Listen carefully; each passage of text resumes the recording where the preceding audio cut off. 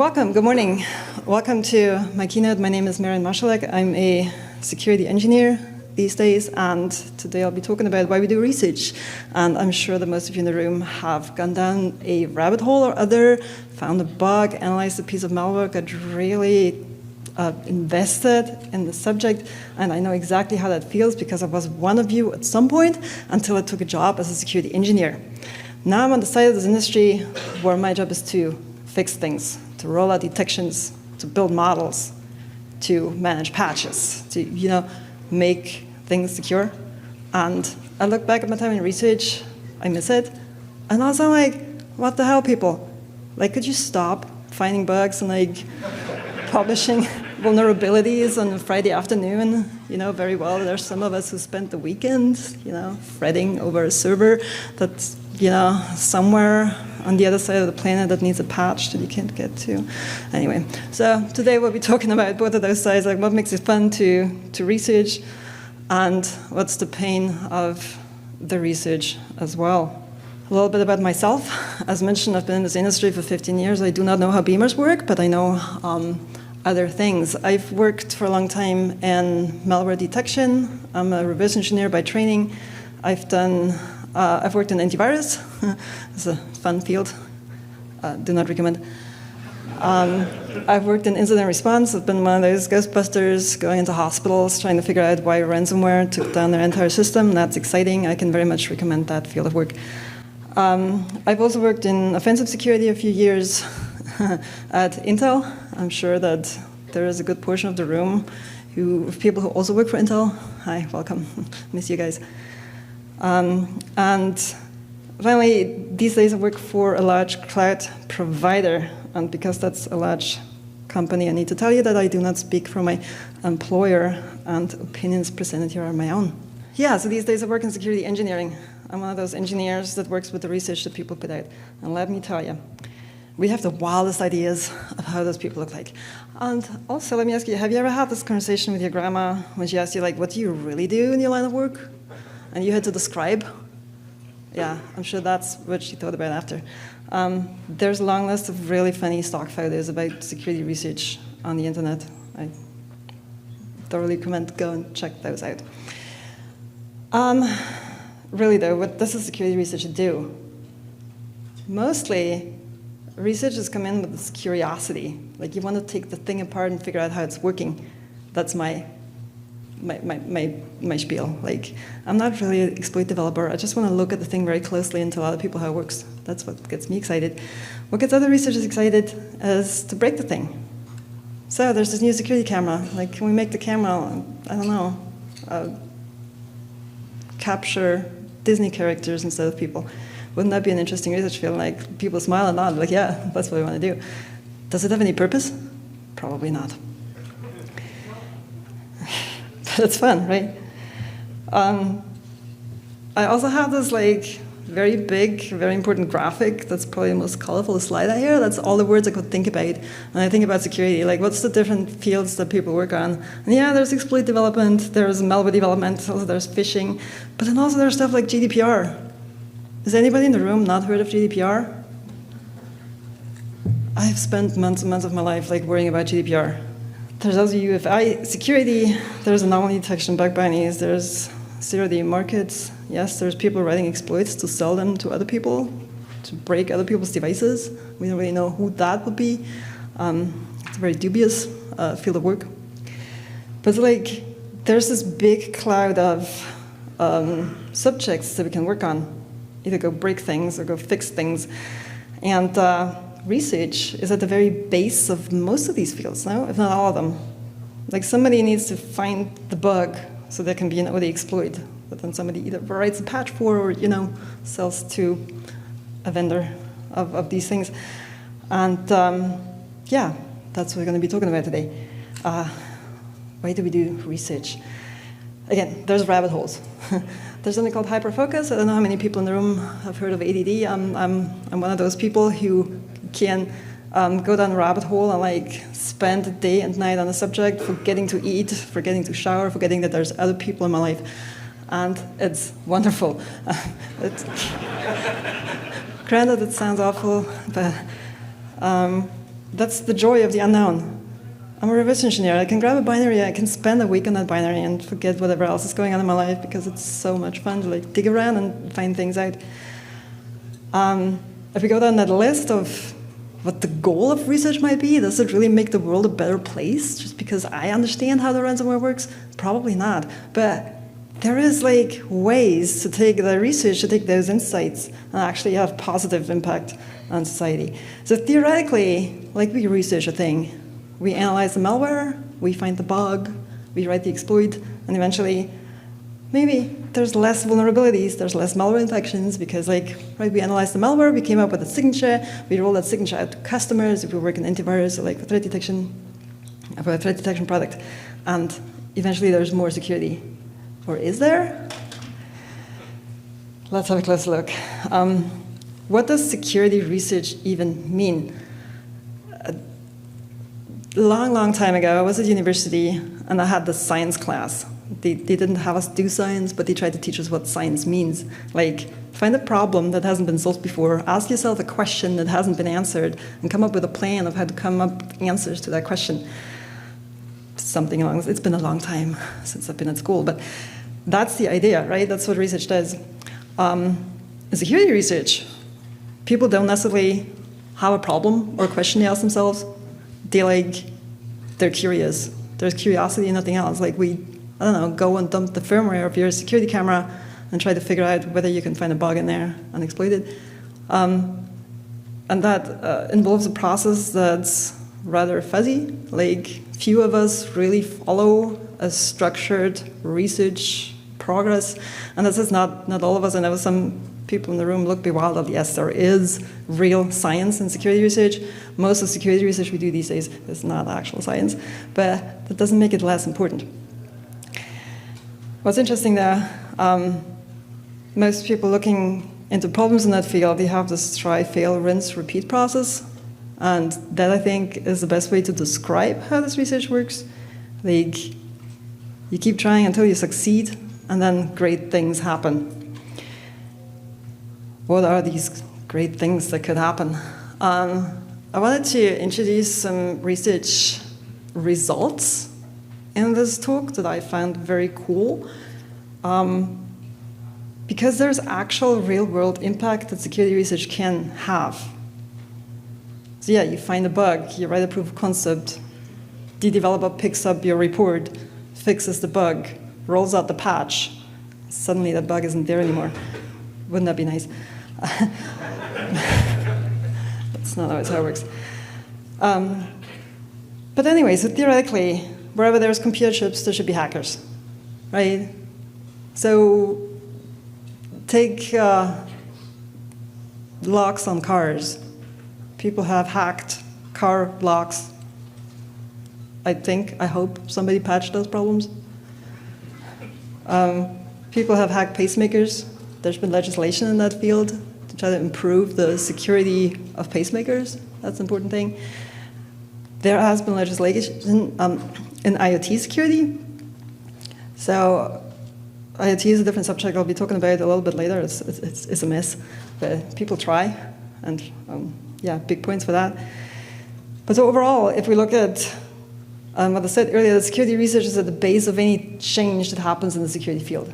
Right? Somebody needs to have analyzed the problem first before somebody can come up with a bigger solution. And so there's many targets out there, and there isn't as many people of us that I wish there were. But so somebody looked at pacemakers, and this is the first example that I want to present today of security researchers found a vulnerability in a pacemaker product. And the FDA stepped in and said, this could actually harm people. This is a product that could kill people if a hack of that product would happen. And so they pushed the vendor to patch their product, which is interesting. You would imagine that if your router firmware has a bug, somebody would step in and push that vendor, to patch. It's unfortunately not always how it happens, but in this specific case, yeah, Abbott was the producer of that pacemaker product, and they had to patch the 500,000 pacemakers that were out there that were vulnerable. The headline of this article, unfortunately, is misleading. Like, there was no recall of those products. Because, like, can you imagine how do you do a recall of pacemakers? Yeah, I don't know who wrote that. That didn't happen. But like, it leads us to a very real issue, right? There's pervasive computing happening these days. There's firmware in places where you wouldn't expect firmware to run, like in people's bodies. So how do you deal with if that bug were not patchable remotely? What would we do? 500,000 operations? Like, remove the pacemaker, put another one in there? It gets very tricky if you look at these type of fields. Very interesting to work in as a researcher, but like, there's big power in your hands if you find that bug that's unpatchable inside people's bodies. Let's move on with the scary hacks. 2015 was a long time ago. This article is from 2015. Some of you might remember. Others might have still been in school. In 2015, the researchers Charlie Miller and Chris Velasek hacked a Jeep from their home, like over the internet, while the Jeep was on the highway with the journalist in it. They hacked the Jeep, they modified the entertainment system, they changed the music, they played on the radio, they messed with the transmission, and they pushed the brakes. And they were able to modify the steering of that Jeep. Now think about that, that's scary. That screams for legislation, like somebody needs to step in and like push car manufacturers to patch those issues. And with that specific case, that was what happened. Yes, Congress stepped in and proposed legislation. I didn't go and read it to see if it makes sense, if it actually fixes the problem. But so there was movement happening. In general, you would think that if you have products that can't fail because humanity needs them, like a pacemaker, like a car on the highway, that there would be this form of action that vendors would step in and say, like, yes, we need to fix our stuff. If we move on to the next subject that I picked, like power grids, if you ever looked at substation security, that is unfortunately not the case everywhere. Like, we need power, right? And that power is controlled by computers, like so many things these days. And those computers are unfortunately not as safe as we wish they were. There is ample research out there. There have been actual hacks on power grids. I think that was 2016, where Russian hackers took down a big part of Ukraine's power grid, if I remember that article correctly. The threat is real. I haven't found a lot of information about whether anything's being done about it. I'm sorry, I'm not a hardware hacker in that sense. Like, I don't know much about that field, but I know people who work there, and they are scared, so I am scared with them. There's one thing to say about hacking a power grid.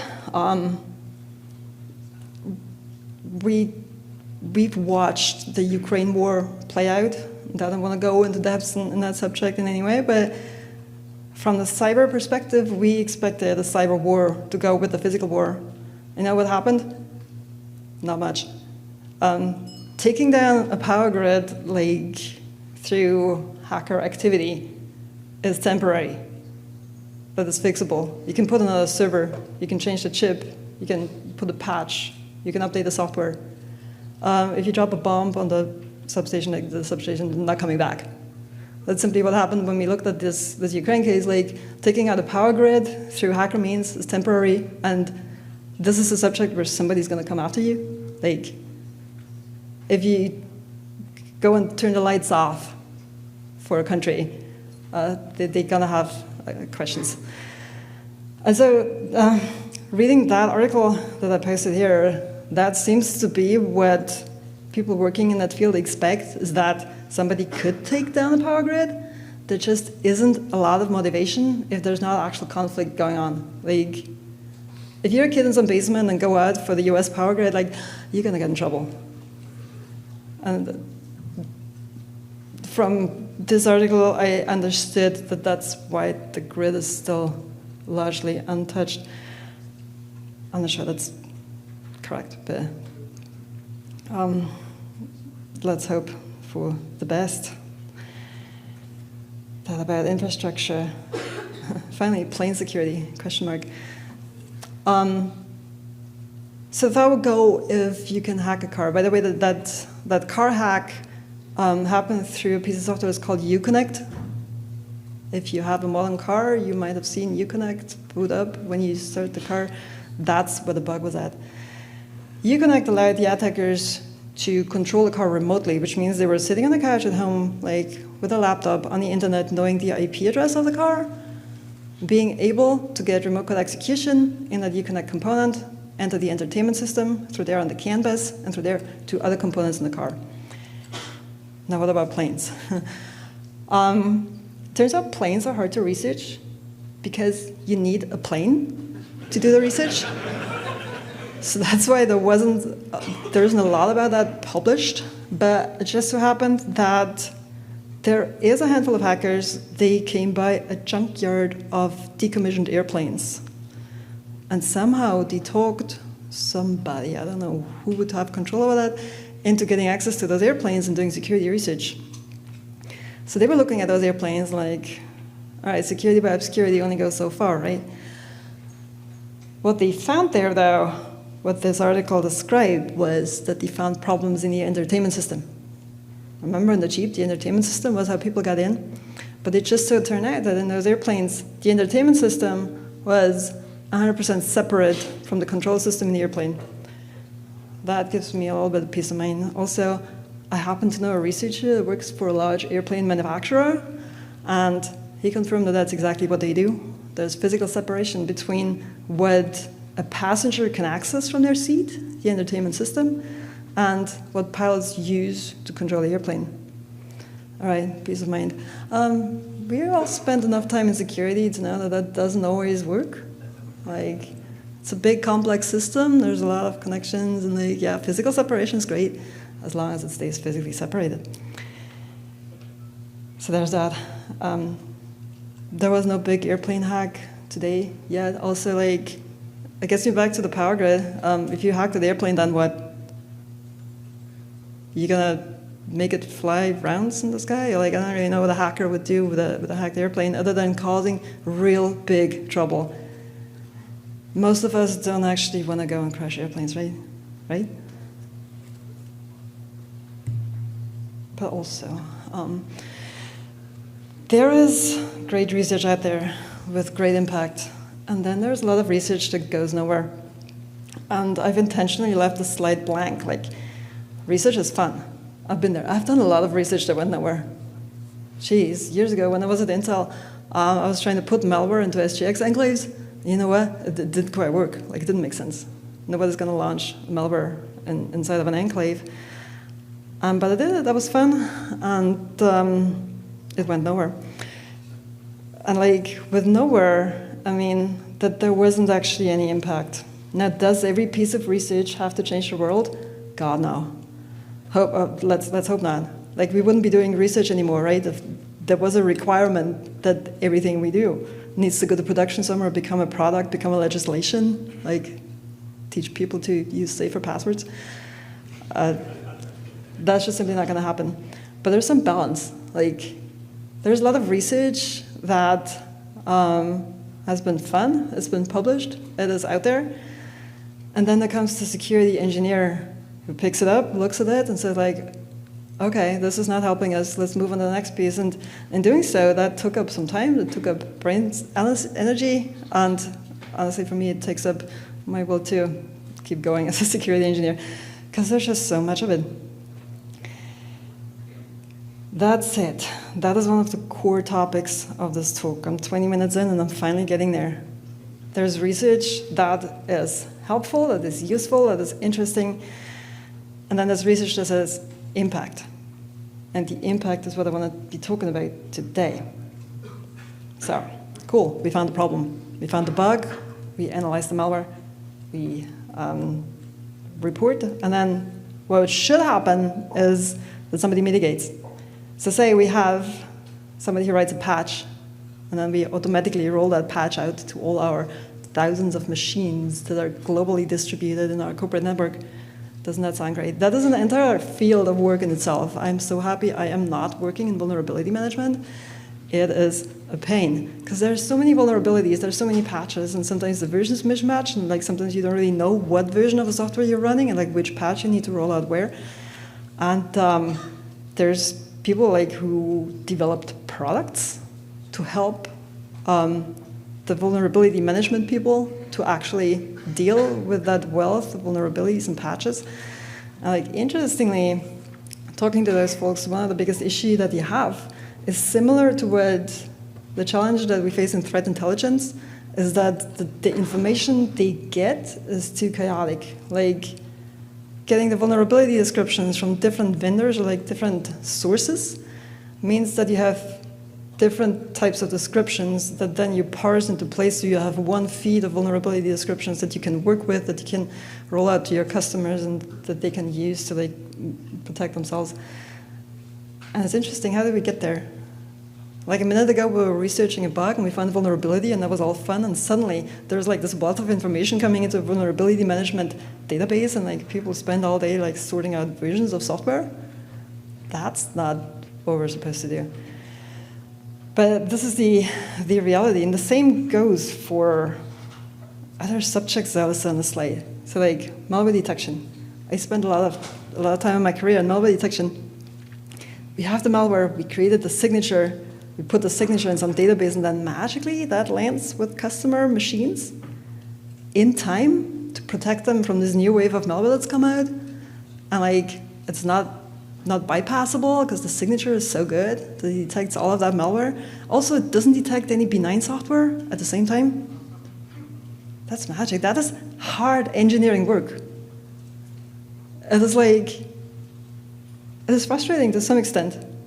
Like, it's a never-ending job. We have automation in place nowadays, by the way, to like create those signatures. Like, if you have malware signatures for an antivirus system, there isn't like 500 analysts sitting there, but like it's an automated bot. And there's a whole machinery that goes into this automatic extraction of signatures and testing of signatures and beta testing of signatures on the customer side, and then rolling it out actually, and then the recall process once the signature fails because there's false positives. Yeah, there's a whole industry that does that, and pretty much not. I think that's it. They do other things too, but like that's the bread and butter, and it's hard. So there was a little piece of what we researched, and then there's this throng of engineering that we need to do in order to get the protection out. There's other things like intrusion detection and anomaly detection. They all follow the same pattern. Like the research, is the research simple? Not really, right? Like reverse engineering the malware is hard. Finding the bug is hard. Writing a proof of concept is hard. Building a proof of concept machine learning model to do anomaly detection on a sample data set is hard. It's hard work. But it gets harder after you did the research and try to take that into production to build a viable system to protect somebody. So will we mitigate after we did the research? Mitigations. I really just put the slide here so you see the wealth of exploit mitigations we have these days. In a beautiful short stint at Intel, I spent some time prototyping mitigations. Can't say too much details about that too, but it was exciting. I learned how compilers work. I learned how mitigations are built, and I learned that they're difficult. Like coming up with a mitigation that's not like fixing a bug, but fixing a bug class is really hard. Because like you look at so many different pieces of software, you look at so many different aspects of those binaries where you could place the mitigation. You need to be thinking about whether where you put the mitigation is really a concern for that type of exploit, for that type of bug, or not, because every mitigation you build has a performance impact. Like we can't like endlessly keep stacking mitigations on top of mitigations on top of mitigations, because like eventually the program doesn't run anymore because it has to do so many mitigations. So yeah, designing those things is difficult. Do they work? Oh yeah. Like most of these mitigations have a lot of impact. Can they be bypassed? Oh yeah. That is one issue. The other problem is like they need to go places where they actually prevent an exploit from happening. If you follow me down memory lane for a second, there was a paper that's called Smashing the Stack for Fun and Profit. That's one of the papers, one of the first papers I read when I entered this industry, because it sounded intriguing, and it's really well written. It explains exactly how a buffer overflow bug is exploited. It was written 27 years ago. That's a long time. Some of you might not have been around then. And you know what? It doesn't matter, because the problem's still there. In 2023, I just randomly looked up buffer overflow exploits that came out recently, and there was this one, Citrix NetScaler, which is not a small product, by the way, had a textbook example of a stack-based buffer overflow that was exploitable in 2023. That is like a year ago. I'm sure there's newer examples, like I didn't look for very long. And that is both entertaining and very concerning. Like, have you guys heard of non-executable stacks? The stack was executable. Isn't it like dreamland? If you start learning how to write exploits, that's what you want to find. And there's plenty of applications out there, like plenty of environments out there where this is still the case. So like, yeah, through security research, we have gotten all these mitigations going, but like, they don't help anybody if they don't go places where they should be. And this is where a security engineer comes in. This is where product review comes in, and like they look at this and say like, hey guys, so there's this application that's running in this specific environment. We need exploit mitigations in there because there's some way for a customer to interact with that environment, like an attacker. If we see that in security review, we would like recommend to do these things. Whether they're done afterwards or not is a different question.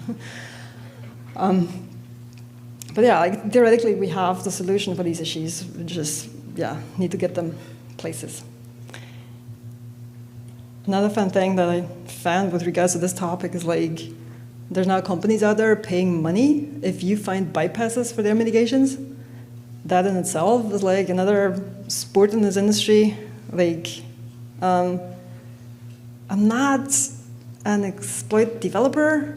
I have written one or two in the course of my career, and from what I remember, the biggest issue was not like to trigger the bug, but to bypass all the different mitigations and issues that existed in the environment. But like, if you want an ASLR bypass for your current Linux system, go to GitHub, somebody will have published something that could work for your specific version. That was my experience, that's what I did, so like, I never wrote a mitigation bypass. There's a lot of copy pasting going on, but like also like, yeah, people, that's their bread and butter to research how to bypass these mitigations. And like, it becomes an arms race, a very slow arms race, by the way. So like, people develop mitigations, and then people develop bypasses, and then we develop more mitigations, and then we fix the next bypass, and so on and so forth. It is wild. And one of my favorite examples in that field, and please don't throw tomatoes at me now, is the hardware vulnerabilities that were found in the Intel platform. There's a long list of those. We have an even longer list of mitigations for those vulnerabilities, and they tear the performance of your server down by 5 to 30%, and in some cases up to 39%. And that's a lot of money. I didn't want to go into detail with these vulnerabilities. I can imagine there's people in the room who have emotions attached to those. I've been at Intel at the time when they were discovered. I was not involved in working on those, but I saw people like being very worked up about these specific cases. And yeah, when I worked on mitigation prototyping, this was the field that was working in. I'm not to be blamed for the mitigations that are out in production right now. Like, I didn't actually develop production mitigations, but like the research behind it, I was there. It is complicated. It is hard. That's why we have, like, I forgot how many, like there is a whole list. And up to Linux kernel, like anything less than 5.1.13, if you wanted to disable any or all of those mitigations, you have this long list of mitigations that you need to put in at boot time for those to not actually protect your computer from vulnerabilities that are really, really hard to exploit. Like, I haven't found notice of like in the wild exploitation of any of these vulnerabilities. They work in the lab, there's lots of proofs of concepts. Somebody might have uploaded an example exploit for one of them to VirusTotal last year or the year before, I forgot. So that's out there, if you want to go try. But so like, if you compare the impact that phishing and ransomware have had on the industry, and then you look at the Intel hardware vulnerabilities, I wish there was a mitigation for phishing. We don't have mitigations for phishing. But anyway, what I found entertaining, like a few weeks ago, my team at work got a presentation from a researcher from academia who proposed an approach to detect spectral exploits. Because the mitigations are so painful, that like wouldn't be rather detect exploitation of this bug than like mitigate against all of them. It's a design discussion. Like, yeah, we can ask those questions. But what I found funny is that he proposed, he showed us that now, if you want to turn all the CPU vulnerability mitigations off in your Linux system, you only need one key. Because like with kernel 5.1.13, they optimize, and you only have to put mitigations off. Which I'm like, it becomes entertaining at this point, right? Like, how many more mitigations can we have? Now we have like special keys just to turn them off. Which gets me to a different subject, security and usability. Usability is a great word in security engineering. Researchers don't like to hear it. If we have all these mitigations, somebody needs to go and threat model whether that mitigation makes sense in the context where they're running. That means if your server can't access a website, do we really need a mitigation for a vulnerability that can only be triggered through a web browser? These types of questions. Like, not every mitigation makes sense in every environment. But also, like, let's get back to that Citrix application. Like, they could have used a mitigation in their environment, and they didn't, because somebody decided it shouldn't go there. So it's a trade-off. And that's where we need security engineers who have skills in both the research and the engineering side to make these decisions and do them well. Also, there's this big and flowery word of secure configuration by default on the slide. A lot of these problems that I've listed here, I'm working on some of those myself, and they're hard. They're difficult. Like, you have teams and teams of people who look at that of like, so we want to protect this environment.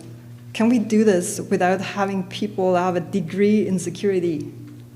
Like, can we have an administrator click a button, turn on the protection everywhere, get the information out of the system that they need to see? Can the information be self-explanatory? Can they look at the dashboard and they know that the company is secure or not? And you go to RSA, you find a million startups who do exactly that. Like, they sell you those dashboards. They're really into those dashboards. Building those dashboards is hard. Coming up with a way to show metrics to a user that tells them the mitigations are where they need to be, they're mitigating the attacks that are coming in, threat detection is where it needs to be, it is finding threats, it is not finding benign software. Like, if you look at all these different pieces of information that you want to have, if you want to know your organization is secure, it gets really complicated. And I said a lot in this talk, like, I wish I could go into detail about all of these different items of like, how do we build a self-explanatory dashboard? Which information goes on there? How much of the information goes on there? What time frame are we looking at? What time frame is important? Unfortunately, we don't have time to go there today, but like, think about it. If you were to define what you need to see in order to know that the organization is secure, you'd spend some time there coming up with the right things to put on there. And you'd probably still be wrong, and you'd have iterations and go back and forth. It's product development. It's essentially what it comes down to. And a lot of security, whether you build a security product or not, is product development. It's like, we have a patch, we rolled it out to like 900 machines that are globally distributed. That's an engineering problem. It's not necessarily a security problem. That gets me back to my favorite subject that I've never worked on, which is vulnerability management. I'll admit, like, back in the day, when I was in security research, it was like, so why don't you just patch, everything? It's just like, that's what we do, right? There's a new vulnerability, we go patch it, we move on with life. It doesn't matter if there's like one bug or 50. And I learned better. I now work for a large company, we're globally distributed, we have a lot of machines in like different geographical regions. And getting to all of those machines in a timely manner to deliver that piece of software that's going to protect them from whatever threat is going on right now, it's hard. And I keep saying things are hard. You have different operating systems, like applications, you have different hardware. If you roll out a hardware mitigation, sometimes that hardware mitigation is only needed on a certain type of CPU, like a certain version of the platform, but not others. So somebody needs to make those decisions of where that goes. We need to know which platform is out there. Like, that's a piece of information that ideally you have before the bug hits, and not like during. I've been in those cases where it's a Friday night, the ransomware is running everywhere in the organization, and you ask the administrator, so like, how many computers do you guys have? Like, how many workstations are we talking about? And they were like, oh, I don't know. We don't have a plan on that. How does your network look like? And they were like, I don't know. Organically grew over the past 20 years. And if you're in the midst of this incident and you start writing up, like, which networks are we looking at? Which operating systems are we looking at? It gets it's going to be a very long night and a very long weekend. And yeah, then there's one more thing here that I really wanted to talk about is ND exploits. In recent years, a new industry has emerged. Like prior to that, we had OD exploits, which is like the jewels, right? If you have a zero-day exploit, you can exploit whichever system with that software out there, because like they will work anywhere because nobody has a patch. If you have an ND exploit, you can still exploit the systems that do not have a patch. And it turns out there's a significant amount of systems out there that don't actually get those patches that we're talking about. If you say just patch, it doesn't work in every environment for every person.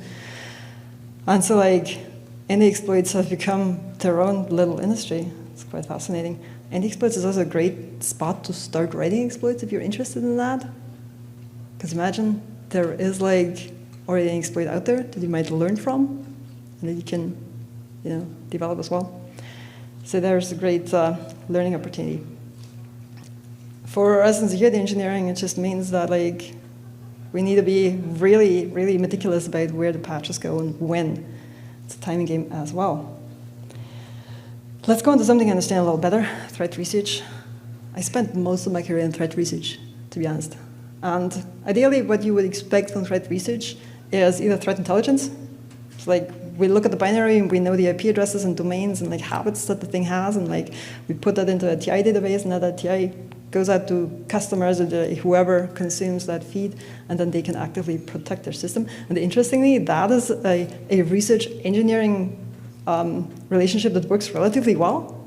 Like, it's relatively, there's issues, granted, but it's relatively straightforward. Detection development on the other side. It's not that simple. Granted, threat intelligence isn't either. Like as I mentioned earlier with the vulnerability management, if you have different data streams from different vendors, different sources, they almost never have the same format. It's like you're ingesting data from different fields, and then you have like an entire team that's working on normalizing that data into your feed structure that you can use to use on your products. But let's talk about detection development for a second. So, back in antivirus, I was one of those people like creating signatures. I looked at the binary and said, this is an interesting function. That's where I'm going to get the signature from. And then we put that in a database, and that database like automatically rolls it out to customers. And tomorrow, like within a couple hours, customers are protected against this piece of malware. And it's easy, right? Except it's not. Gets me to a different point. Have you guys heard of O'Reilly? It's a new publisher adjacent to O'Reilly. They write about a really, really interesting subject. Detections. How do you build a good threat detection? You want to detect the threat, which first means you have to have the threat to detect it, which is an interesting issue. Like, can we write a signature to detect the malware that we don't have?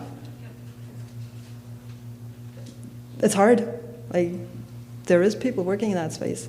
I've looked at that in the past. There is options, but it gets really interesting. Like, we have to have the threat, otherwise we can't build threat detection in most cases. We have to have high coverage. It's like malware has variants. There isn't like a binary that we need to detect, but like ideally we cover the whole family. So we're talking about coverage. Do we detect like 5 samples or 500? Or do we detect all 5,000 samples of that specific strain of, I don't know, the newest DDoS bot that came out? So there's like this issue of like how much can we detect while also not detecting false positives. And I'm diverting a little bit, like I'm not necessarily talking about signatures. There's so many ways in how to detect threads these days that are not byte patterns that we extract from the binary. But for the sake of simplicity, let's stick with the byte patterns. So a false positive means that your signature detected the thing that it's not supposed to detect. We probably all know that. So suddenly you detect, I don't know, word.exe instead of the malware, which is pretty bad because that's an application that's out with millions of people, and that would be called like huge false positives. That'd be very embarrassing and bad. And like, by the way, a long time ago when I was an antivirus, I was just about too young to enter the industry after the time when antivirus detected and quarantined Explorer.exe. Let's say the internet, the industry, like it wasn't a antivirus company that did that. There was a number of them that had those types of false positives. Which gets us into a different subject like remediation. You detected the malware. Do you really want to stop the process? For those who haven't tried, like if you kill Explorer.exe, like especially, I don't know if that's still the case in Windows 10, but like on older Windows platforms, that like killed the desktop. So users sitting there and they see a blank desktop. There's no more icons. There's no bar in the bottom. There's like nothing there. And that, yeah, restoring that is quite hard. Anyway, so we don't want false positives. We want to detect all the malware, but not the benign stuff. We need to be cost effective. Like we can have perfect threat detection, but like people don't want to pay the money that it costs us to roll that out. That's a problem. That comes in especially if we talk about machine learning models to detect threats. Like, yeah, we have great mathematicians, we can build big models, we can feed them all the data, they can detect threats, but like, how much is the customer going to pay per month to use this really sophisticated model to detect all the threats? It's a different question. Detections need to be prioritized. Back in the day when I started in the industry, we had malware, and that was it. So like, here's the detection, do with it what you want. These days, where we operate detections like in a large environment, there needs to be prioritization, right? There's threats that aren't that important. Like if you have an adware that's installed in somebody's browser, you don't want to mobilize your security engineering team to go there and like smash that computer dead. That's probably not going to help anybody. If you have ransomware in somebody's system, you probably want to move faster.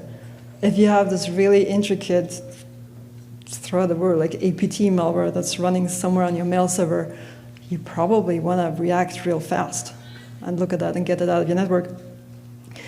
So with priorities, we're talking about resources. We're talking about where people spend their times, which is something if you build threat detection, you really need to think about. Like, we can't spam the customer, even if all the threat detections are correct. Like, if they get 50 of them a day and they have 2 security engineers, they cannot do nothing. Like, they can't actually react. So in terms of like how to help that customer be secure, we need to be able to tell them like what to do first, what to prioritize, and what not. So yeah, when I keep saying it's complicated, this is what I'm talking about. All of these are big engineering problems, and like most of this does not involve reverse engineering the malware, which is what I love to do. Like, that's what really excites me to spend the time there. But that's not really what the customers need in that sense. The customers, like people. We're talking about people, right? If you want to stop malware from running on people's phones and like stealing their photos or like listening in on their phone calls, that's what we're talking about. We're actually protecting individuals from being abused. Now another word about machine learning for security. Let's get back to the research. There's a lot of research in that field. I mean a lot. It's a great field of research because there's no perfect solution. If you ever looked at like how much research is published in the different fields, the harder the solution is, like the harder the problem is, the more papers we have. Because the papers, like, they're not expected to get to the point. Just my personal frustration. In terms of threat detection, that's where I worked. We have machine learning in so many different fields now. Most of them I know nothing about, but machine learning and threat detection, it's an interesting field. There is a stack of papers out there, and I don't want to bash anyone specifically. Again, like there's value in every paper that's published, I am sure. But then there's a stack of papers. They use like the last 50,000 malware samples they could collect from VirusTotal, That is their sample set. That's what they use for malware. Then they have benign samples. They also grabbed from VirusTotal. Just those had 0 detections on VirusTotal. For sure, that's benign. And that's the base data they use for their classification algorithm. There's a number of problems in this. We'll get back to in a minute. The next problem with most of that research is that they don't work on large data. There's some challenge there. If you're a student at PSU, let's pick that subject, you don't have access to customer environments, as we call them. You don't have access to like the real applications that run on web servers. You have access to VirusTotal, so that's what you're going to use. And that is perfectly fine. That is great for your research. But then like, if you look at that from a product perspective and look at those papers, most of them don't translate in something that can be put in production. Of course, like how would it? It's clear. But then for us it means we're wading through like the stack of papers to find the one idea that can fill in the gap of what we're developing that helps us actually build a model that runs like distributed in geographical regions, like on millions of customers' environments, and can deal with that lot of data. I specifically posted this paper out here on the slide, not to call out the people on there. Like, the paper is great. They proposed a mechanism to classify malware based on byte sequences and executable files. And they found a way to do this more efficiently, faster, and with more accuracy. Great. In malware classification using machine learning, you will recognize very fast your biggest problem is there is no parsers. There is parsers. You can extract features from malware in different ways. You can disassemble them. You can get instructions. You can get strings out of them. You can get different representations of that byte data of the malware. But that always sends you down a rabbit hole of trying to fix a parser.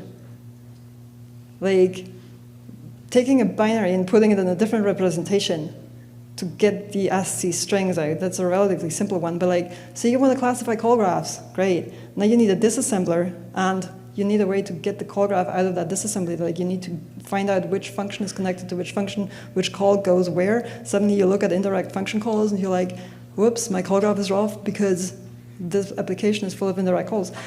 And I've gone down those rabbit holes and I realized that like parsers suck, especially for binaries. And so looking at the byte representation of files, I believe, is the way to go if you want to classify malicious files. You don't get a ton of data there. Like, you don't get any information about what you're looking at. It's plain bytes, right? But you can write a classifier pretty straightforward. The problem there is, like, if you look at 50,000 files, that takes a while. If you look at 5 million files that you need to parse in, I don't know, whichever limited amount of time, you're going nowhere. We tried. We got stuck because there isn't really a parser that can extract byte sequences from files at speed, at this volume, and also make sense. There is a surprising amount of executables in Linux that are really, really big. And I'm talking like 500 megabytes type of executables. I don't know where those come from, like who builds those, but they exist. And so like, if you're talking about time to classify a file, that could be anywhere between like a millisecond and 5 minutes. For a production system, that's not really a good frame of where to work. So that's why we talk about skipping the large files because we can't classify them. That's when malware authors get really excited because they're like, oh, so if the file's like bigger than 500 megabytes, you don't classify it? Great, let's go there. That gets us back into this cat and mouse game that we didn't want to enter by moving down on the byte level of the file. And yeah, we're going back and forth. But like essentially what I meant to say here is like there's a lot of research for the sake of research. That is good. There's still important information coming out of there. But like if we only do research for the sake of research, we don't move detections anywhere. Yeah. Getting to running out of time. In reality, again, we have ambiguous problems. We have adaptive conditions, uncurated data, sometimes a lot of it. There's biases that we need to work with. Malicious data points are hard to come by. If you look at a large data set, you'll spend a lot of time like just trying to figure out what it's about, and then you still don't have the malware in there or the exploit activity in there. That gets you down a different rabbit hole of research, which is really interesting, trying to come up with like how can we get representative data of the thing we're trying to detect. So say we want to find web exploits, like where do we get all those web exploits from? They don't happen every day, right? Do we run our own exploits? Do we craft synthetic data that represents exploits the way we think the exploits will look like in that data? Which gets us on a problem like, is this actually representative of the thing we want to detect? So you see lots more engineering problems. It is fascinating. And testing in production becomes very real. But I won't go into detail there. Scaling. Scaling is hard as well. If you work in large systems, it's important to do the simple things really, really well, and that takes a long time, potentially. And what's always also true is that the corner cases always happen. So you're writing that detection, and you know that like 1 in a million times there's going to be a false positive. If you work in a system that's big enough, you're going to have a lot of false positives. So like the numbers change depending on the environment you're in. And now that we did all this, here's another nice article that I found that I wanted to put at the end of the presentation. Now we have all this detection engineering and vulnerability management, and we have machine learning, we have AI. We can't get any smarter, but like, we still have issues that are very much at the basic level. Like, everybody here has a home router. Do you know what firmware is running on there? Do you have antivirus on your home router? Do you do patching on there? I personally don't, I'm sorry. I'm sure lots of other people don't either, which is interesting. Like, denial of service bots are really not that cool to look at. They're very simple, but also they're very effective, and nowadays apparently they're involved in armed conflicts, which is strange times we live in. So, almost at the end of the slide deck, are we solving the problem? Like any problem, really. I tend to say yes. There is issues we fixed. Like, exploiting a buffer overflow on a fully patched Windows platforms these days is not that easy anymore. But making it harder, we pushed that bar up to a level where people either don't want or can't go there anymore, and that's a step forward. And I said this cautiously. Like, you've seen there is enough buffer overflow exploits still out there. So maybe that's not a good example. But like, it's getting harder and harder for attackers in the overall view of the system. But so like, I talked about a lot of those cool research fields of like, hey, can we take down an airplane in mid-flight from a passenger seat? That is nothing compared to like the problem that we have with ransomware. Like, if you ever done incident response in a hospital, while every system was down because ransomware was like creeping through the wires, and doctors didn't know what diseases their different patients had, like what ailments they needed. The pharmacy didn't know what medications to order, and they told us like, we're running out of medications to feed to our patients like in 10 hours. If the system is not back up, like we don't know what to do.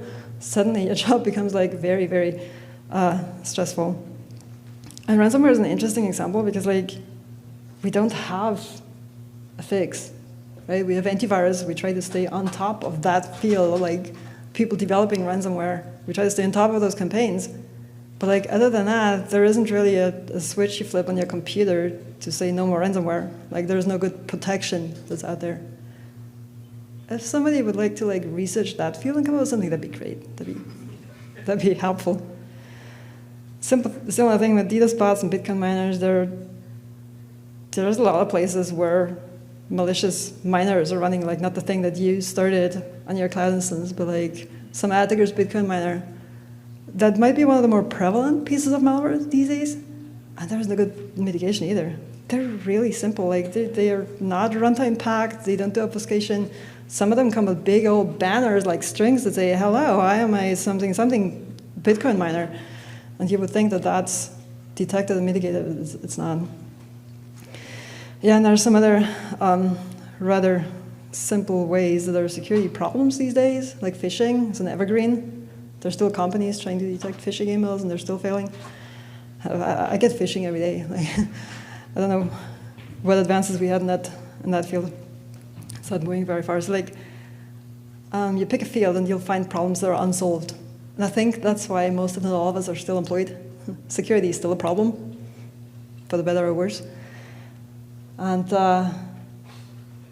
yeah, let's keep going. The conclusion I have for this talk is like everything's difficult. That doesn't help anybody, right? Research is hard. Research should be done. Research is at the basis of all of these advances that we've seen in the field. The ransomware problem would be much worse if we didn't have anybody out there analyzing those binaries and coming up for detections. I kid you not. Phishing could be so much worse if we didn't have email filters. Like, things happened in the past couple decades. The field has gotten better. And yeah, it's all thanks to security research. But so what I tried to say here is every step of the way is difficult. The research is the most fun, the most exciting element. And I thoroughly agree. I like to do that too. I like to get lost in the rabbit hole. But from that rabbit hole, there's still a long list of things that need to happen for that research to actually help anybody. Not every research needs to help someone. Some research should. Like, the needle should move forward in terms of security slowly but steadily. Things need to happen. Is it your job to do that? I don't want to put it on you or me or anybody else. But think about it the next time you find a bug.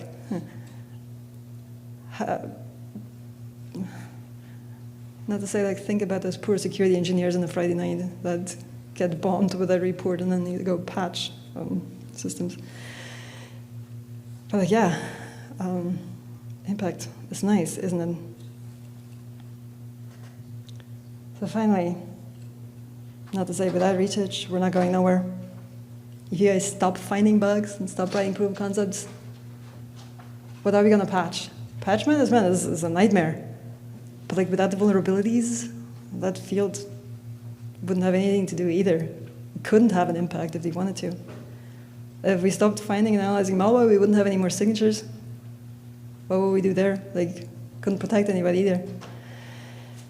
So yeah, and a quote that one of our senior scientists said at some point, which I liked a lot, if everything we try works out, we're not trying hard enough. So not every piece of research can have a world-changing impact, and it doesn't have to. Well said. Thanks for your attention.